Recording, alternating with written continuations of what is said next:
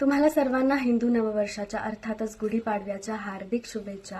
चैत्र शुद्ध प्रतिपदेला फक्त आपणच नाही तर इराक, इराण, इंडोनेशिया आणि अफगाणिस्तान सारखे देश सुद्धा पारंपरिकरित्या आज नववर्षाची सुरुवात करतात, कारण आज सूर्य आणि चंद्र मेष राशीमध्ये प्रवेश करत आहेत। त्याचप्रमाणे ह्या वर्षी तब्बल 6 ग्रह एका राशीमध्ये प्रवेश करत असल्याने हा गुढीपाडवा आणि संपूर्ण हे वर्ष अत्यंत महत्त्वाचं ठरणार आहे।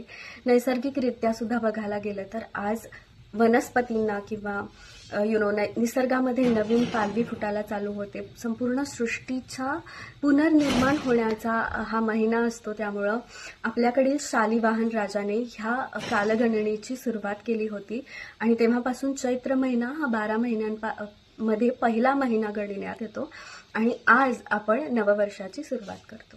1 जानेवारीला नववर्षाची सुरुवात करण्याची प्रथा 500 वर्षांपूर्वी एका इंग्लंडच्या राजामुळे सुरू करण्यात आली, कारण त्याचा वाढदिवस जानेवारी महिन्यामध्ये येत होता। त्यामुळे त्याने नववर्षाचा सोहळा जानेवारी महिना आणि सगळ्या महिन्यांमधील पहिला महिना म्हणून गणण्यात यावा असे आदेश दिले होते।